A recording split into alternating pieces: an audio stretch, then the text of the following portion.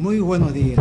Hoy damos inicio al nuevo espacio informativo Ecuador Rebelde, transmitido aquí por su canal de la Unión Nacional de Periodistas.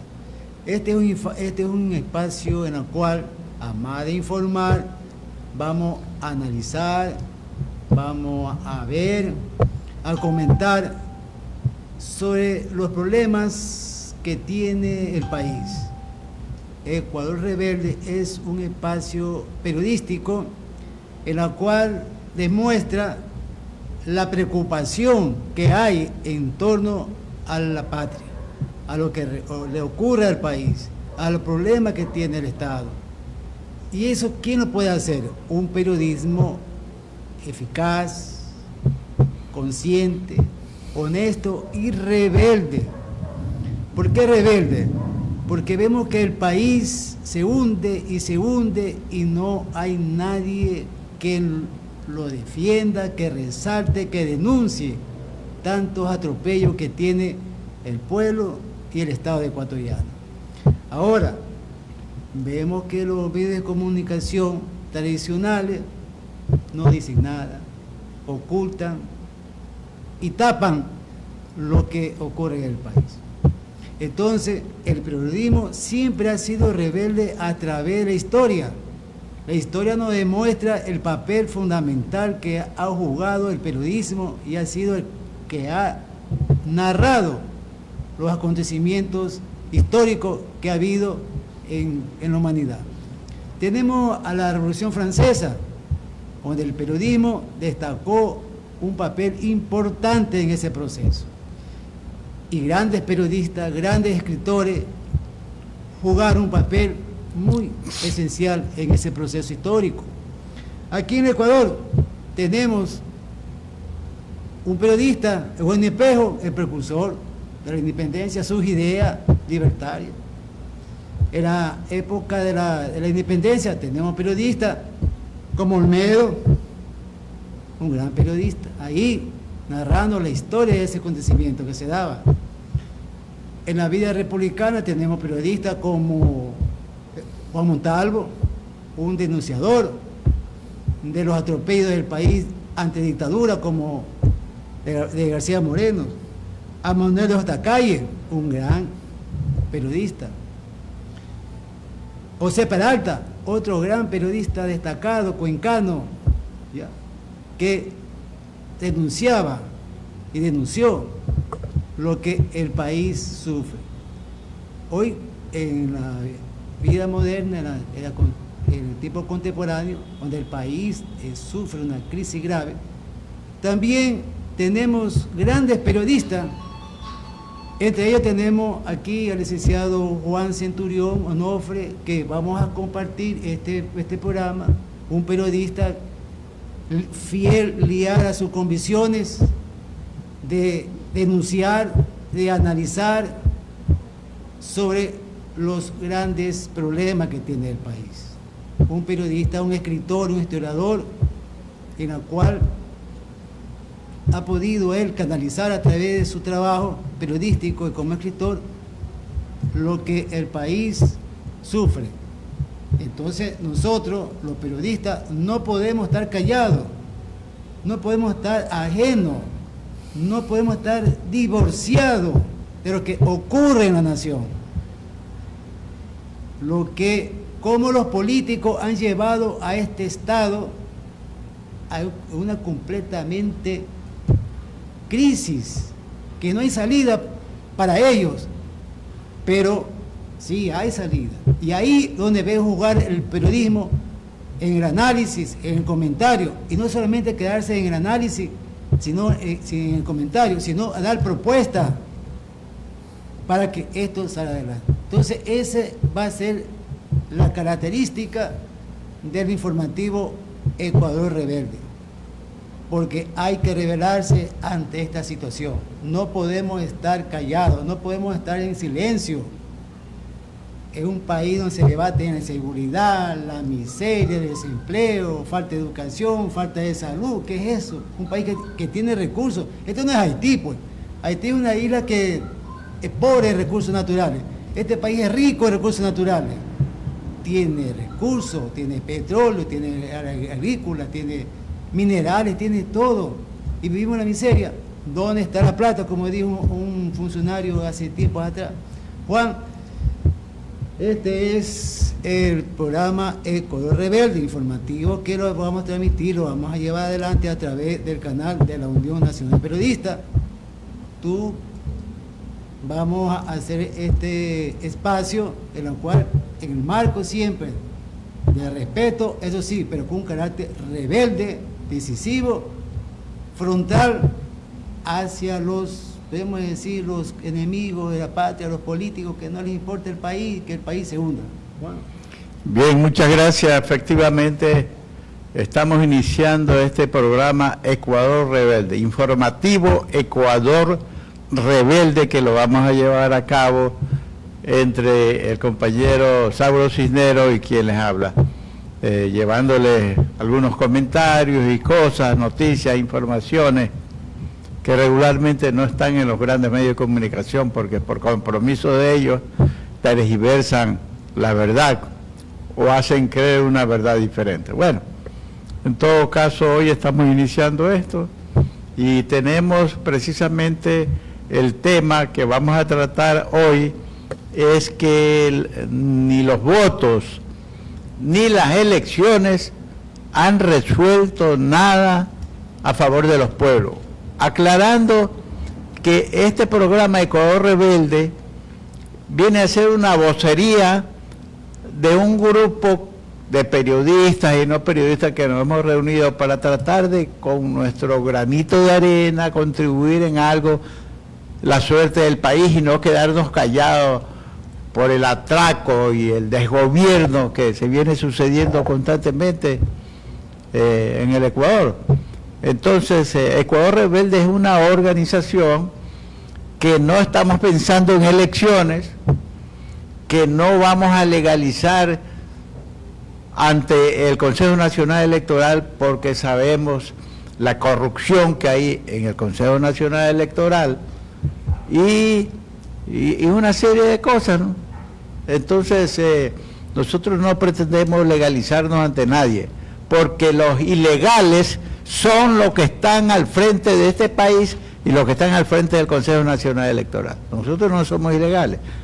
Nosotros, la Constitución nos dice que podemos organizarnos, y nos hemos organizado con el objeto de tratar de llegar alguna vez a dirigir este país.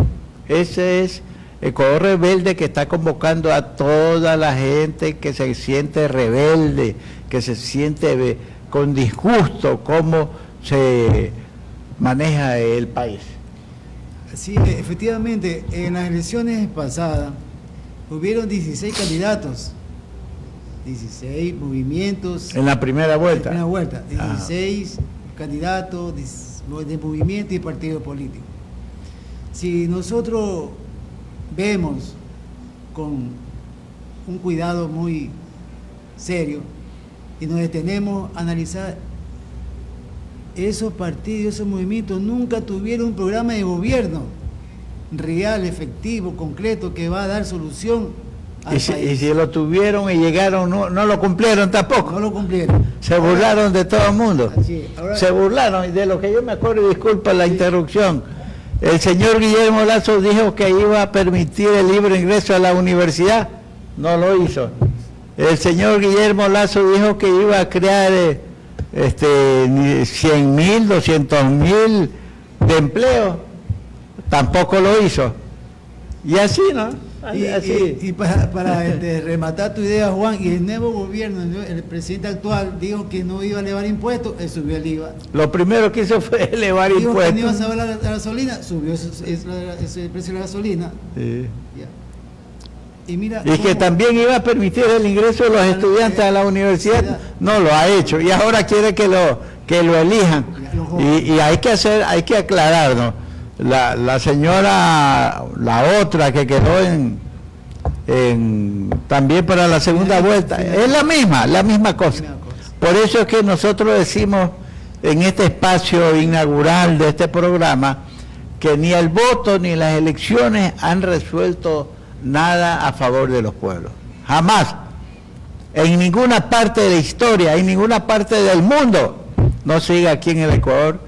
Dígame qué gobierno es que ha hecho favores al pueblo ecuatoriano, a pesar que el pueblo lo ha hecho eligiéndolo por sus promesas, pero ¿qué gobierno es que ha dado derecho a los pueblos? Yo recuerdo que las oligarquías hasta 1920, 1930 prohibía que la gente del pueblo camine por determinados sectores de las calles de Guayaquil y de algunos otros pueblos, y si caminaba, le venía un policía y lo metía preso. Prohibido que los pobres caminen por alguno. ¿Acaso ellos que hicieron esa ley de los gobiernos de Velasco y de todos estos piratas que han pasado por presidente de la República, ellos hicieron eso? No lo quitaron. Lo quitaron fue las luchas en las calles, las manifestaciones en las calles. Eso es lo que de alguna forma ha aguantado los desmanes de las oligarquías que se han apropiado de este país.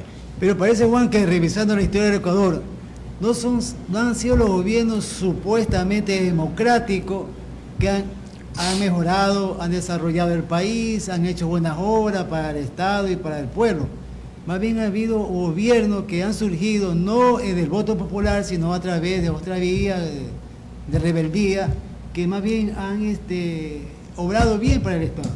Eso es lo que digo. Mira que la mayoría de los gobiernos que han hecho grandes transformaciones a favor del pueblo del Ecuador, que han hecho grandes transformaciones, han sido gobiernos que no llegaron a la presidencia de la República por efectos del voto popular, sino que fueron hechos, digamos, golpes de Estado o revoluciones.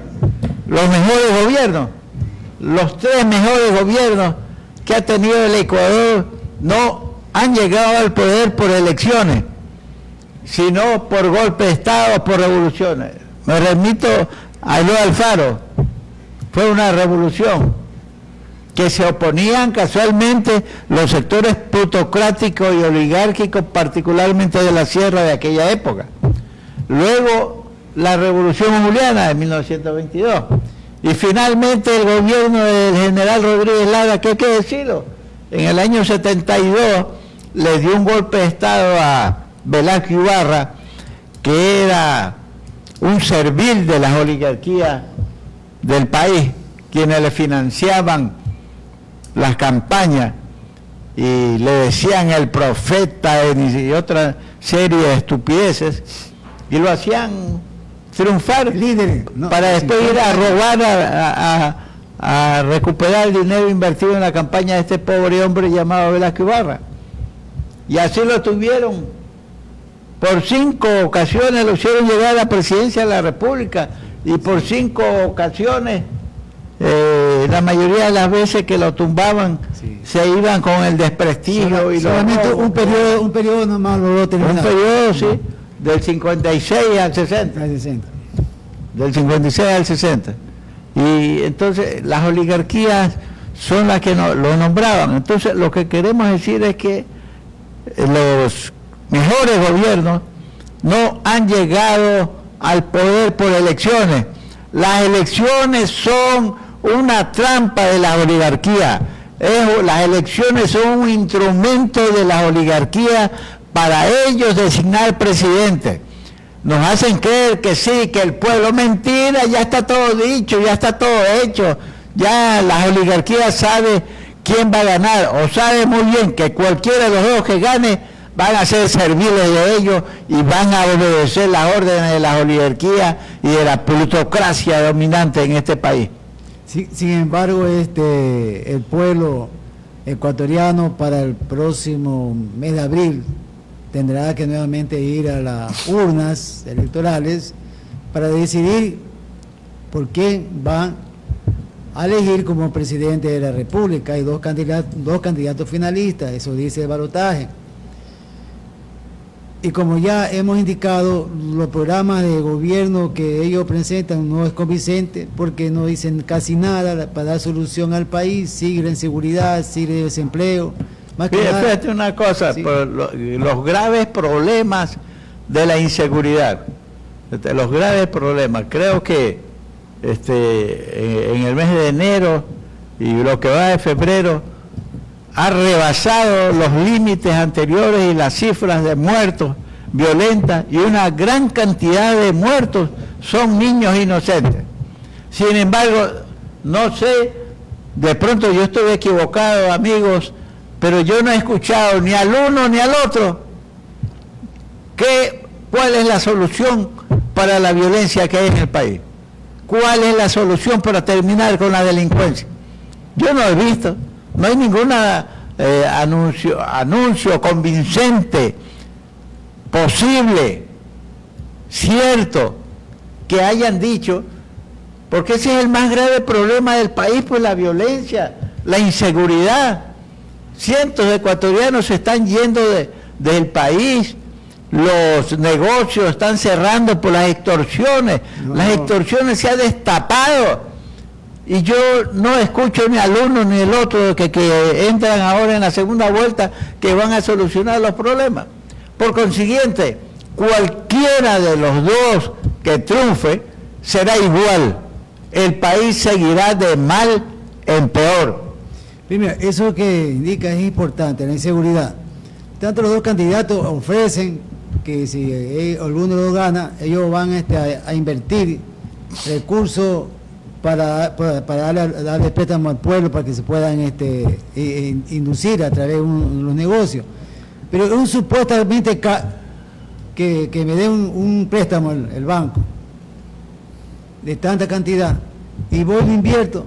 Pero si ya pongo mi negocio, invierto en mi negocio, lo extorsionan. Al otro día viene la vacuna y tengo que salir corriendo ahí y la inversión mi inversión queda ahí fracasada. Entonces hay que ver el papel y cómo se soluciona la inseguridad. Los dos candidatos, el uno dice que va a pedir colaboración al exterior para que vengan Fuerzas Armadas a ayudarnos a controlar la guerra interna. La otra candidata dice que la solución sería dar un abrazo y hacer un llamado de paz a las mafias delincuenciales. Eso no es una solución. Entonces, por eso yo no he escuchado ninguna solución obvia, convincente, segura, fija, para terminar con la delincuencia. Fíjate, este caballero también que está de presidente, él dijo que iba a construir, antes de ser presidente, ¿no?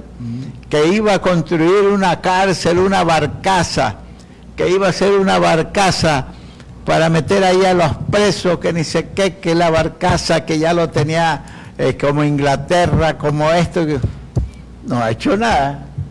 Ni siquiera ahí en Santa Elena finalmente escogieron un sitio, ni siquiera han puesto la primera piedra. Sí, ya están construyendo. Y ahí vino las mafias, le puso una bomba, lo voló con todo y está este día la construcción. ¿Te das cuenta? Yeah. Entonces, por eso te digo, yo estimo que hay que construir mejores cárceles, muchas más grandes y todo eso, ¿no? Pero eso no es todo. Pero eso no es todo. Fíjate, Juan, a veces podemos decir la ignorancia que tienen mandatarios, ¿no? Porque ser ignorante no es malo, uno es ignorante. Ser ignorante es ignorar. Ignorar, ¿no? ¿Sí? Entonces, mira, el presidente Daniel Noboa ofreció construir una barcaza, como usted indica, a 86 millas mar afuera. Entonces le vinieron y le dijeron, oiga señor, usted no puede construir una barcaza en 86 millas mar territorial porque el Ecuador ya no tiene 200 millas. 12 millas, ¿no? Ecuador tiene 12 millas. Sí. Las 200 millas las perdimos con el gobierno de la Revolución Ciudadana, con el Cobre Mar. Ahí lo detuvieron a él. Ahí tuvo que ocurrir a Santa Elena y al oriente, en Archidona, en la cual en esa región de oriente las comunidades indígenas se portaron bien, firme, y no permitieron que se construya cárcel en ese lugar. Pero parece que los pobladores de la península son más pacíficos, ya, y se dejan someter. Lo que está pasando Mire, yo una vez conversé con un amigo que es de la Asociación de Cangrejeros. Ya. Él es presidente, asesor, Federico Keller se llama. Federico. Tiene una fundación que ayudan a los cangrejeros, que se cometen como abusos contra ellos también. Por parte de los camaroneros, que le quitan el espacio donde se cría el camarón y están depredando. Ya, ok. Entonces, le digo, y ahí como andan los cangrejos que cogen en el Golfo de Guayaquil, debe haber unas islas para construir una cárcel ahí. Dice, hay cantidad de islas, hasta trajo un plano, un mapa del Golfo de Guayaquil. Mira, aquí hay islas donde se pueden construir cárceles. Entonces, ¿por qué no se construye una cárcel en el Golfo de Guayaquil? Pues, y sin molestar a nadie. En Santa Elena hay bastantes pobladores. Ahí en medio del Golfo, construir una cárcel, ahí aunque sea para que los mosquitos se satisfagan con esa sangre mala que tienen los delincuentes. Pero fíjate, hacer una cárcel en un sector que comprende entre la vía Alconcito-Ancón, en la provincia de Santa Elena. Ese es una región, un lugar turístico, que hay que explotarlo para el turismo. ¿Cómo vamos a poner una cárcel ahí? Eso es matar al turismo. La gente ya no va a ir para allá, pues. Si hay una y cárcel, por ahí bastante pobladores. Pobladores que ellos viven del turismo, Sí. de la pesca. Sí. Entonces, ni siquiera planifican lo que hay que hacer. Eso indica que a los políticos ecuatorianos no les interesa mejorar, transformar el país. No tienen visión de Estado. Siempre no nos cansamos de repetir, amigos que nos escuchan, este país, desde que lo fundaron en el año 1830, lo fundó en las oligarquías para ellos, una hacienda para ellos. De 1 millón de habitantes que tenía el Ecuador en aquella época, solamente ellos permitían votar a 40.000 ricos. O sea, que este país era de los ricos. Desde aquella época ha venido siendo un feudo de los ricos. Y entonces, para enmascarar el asunto, fabrican a un líder que supuestamente es de clase media, algún abogadillo estos que aparecen por ahí, les financia, pero son serviles de ellos, pues. Son serviles de ellos. Ellos los financian, los preparan, le dicen a sus amigos y le financian a los medios de comunicación para que lo entrevisten, y ellos le pagan a los medios de comunicación, y así arman a los candidatos. No, que este es el mejor, 2, 3 candidatos que se peleen entre ellos, y el pueblo es el convidado de piedra. Y entonces hay gente dentro del pueblo que dice, no, este es mejor, y se hace líder, se hace adicto, como sea, de un líder de estos fabricados por las oligarquías.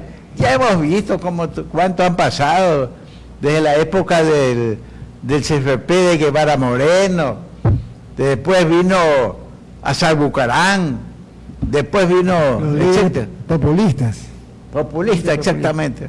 Después vino este que fue presidente, Rodrigo Borja, que Rodrigo Borja era clase media, la verdad.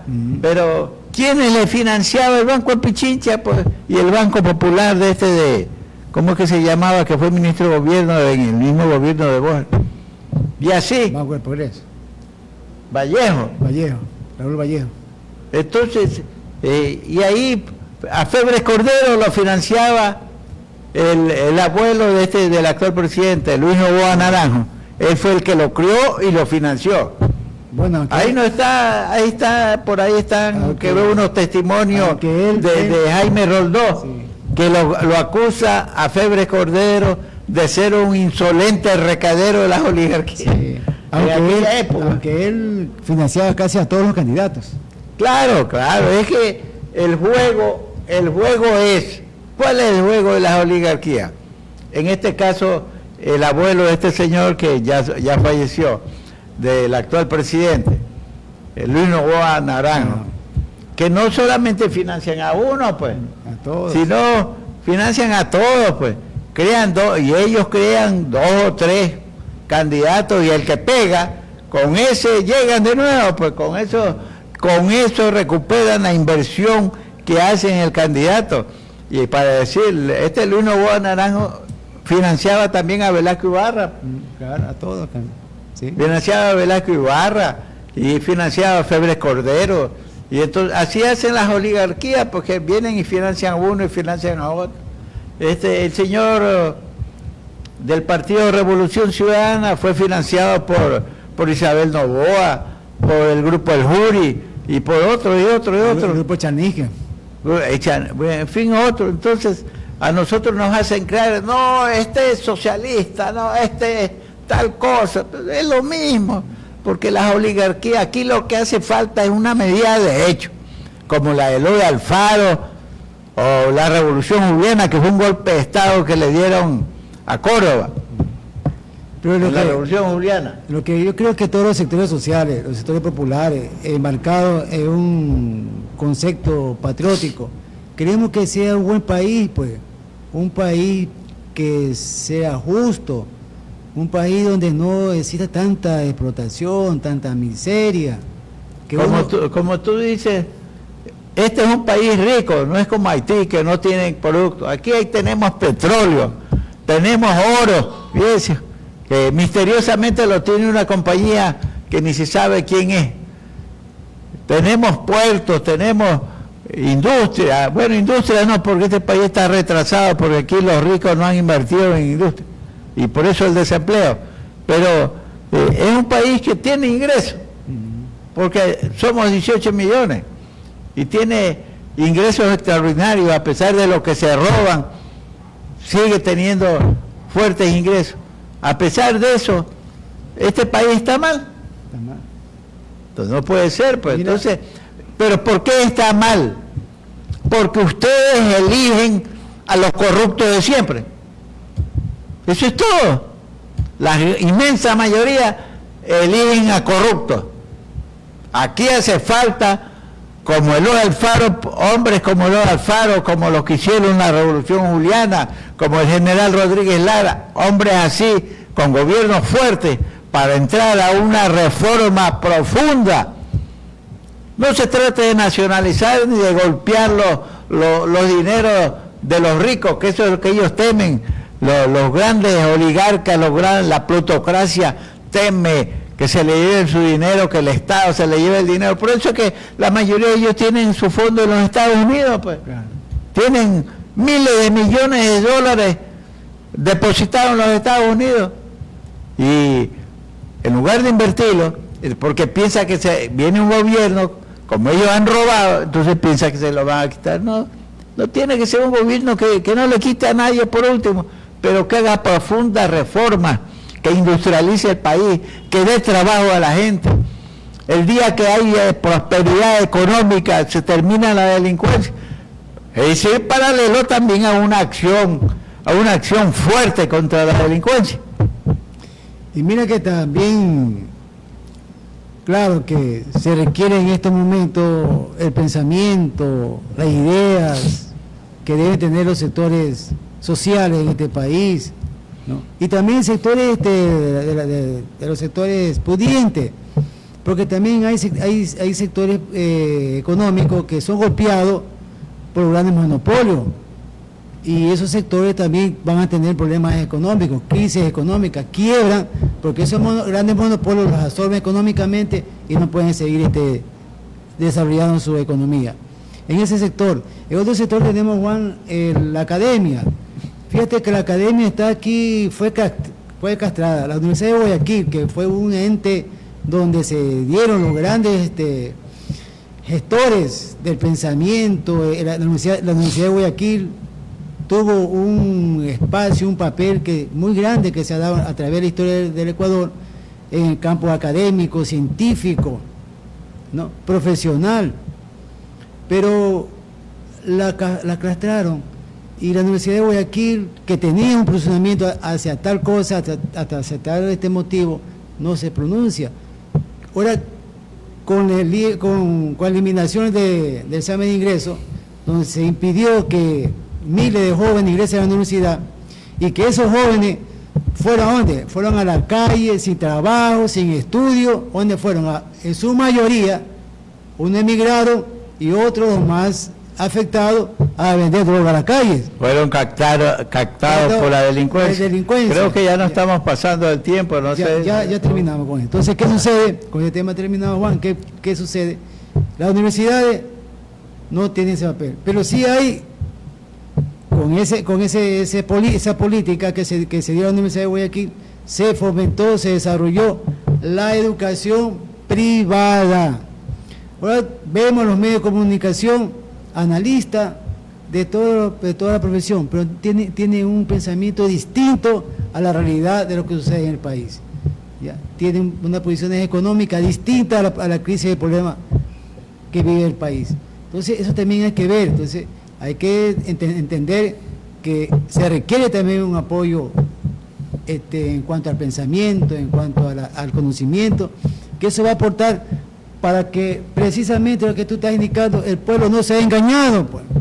Porque por eso engaña a través de los medios de comunicación, a través de la propaganda política. Entonces, hay que tener un referente que pueda al pueblo también orientarlo. Y ese es nuestro papel como periodistas que estamos inmersos en la problemática nacional. Ese es un periodismo rebelde, es un periodismo que tiene que cuestionar lo que está malo y apoyar, orientar lo que está bien, como se ha hecho a través de la historia. Tú hablabas de gobiernos que han sido buenos. Atrás de eso también ha habido pensadores en cuanto al periodismo que han tenido ese valor. Pero la revolución, tú hablabas de la revolución de Alfaro, hubieron dos grandes periodistas, como fue José Peralta, que aportó con ese periodismo de denuncia, de apoyo, con Manuel Calle también, ambos cuencanos. Juan, concluimos. Muy bien. Y será otra próxima oportunidad que estaremos con el espacio Ecuador Rebelde, analizando, viendo los problemas del país, siempre con una postura decente dentro de un periodismo rebelde, objetivo y patriota. Muchas gracias por la atención. Gracias. Un abrazo.